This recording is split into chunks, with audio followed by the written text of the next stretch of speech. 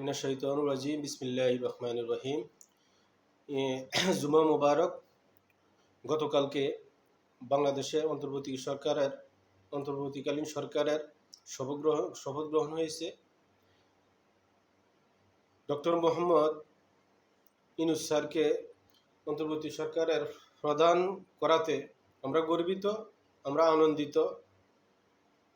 আমি একজন প্রবাসী,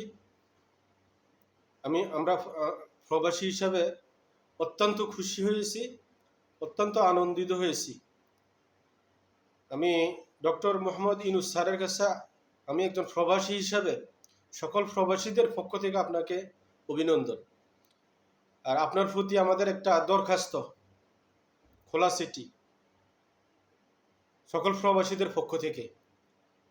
বাংলাদেশে মুক্তিযোদ্ধাদেরকে অনেক মূল্যায়ন করা হয়েছে, মুক্তিযোদ্ধাদেরকে ভাতা প্রদান করতেছে।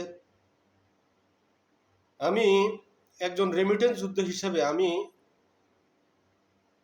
নিজেকে গর্ববোধ করছি যে আমি একজন রেমিটেন্স যোদ্ধা।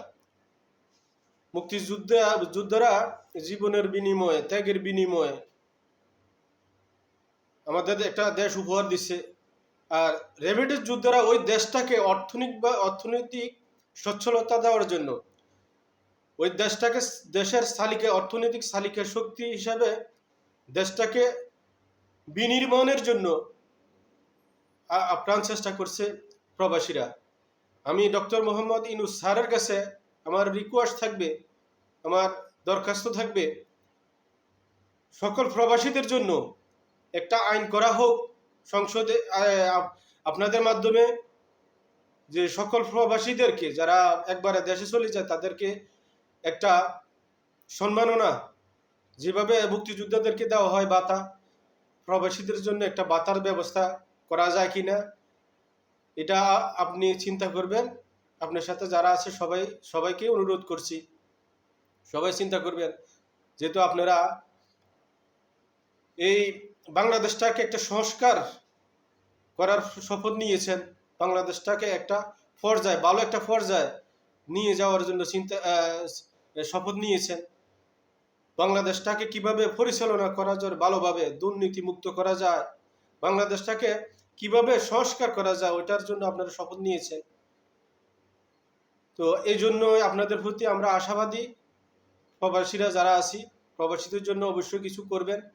কারণ প্রবাসীরা যখন রেমিটেন্স বন্ধ করে দিয়েছে, আমরাও আপনাদের এই যে আন্দোলন হয়ে গেছে, যে আমাদের নতুনভাবে আবার স্বাধীন হয়েছি, আমাদেরও অবদান আছে।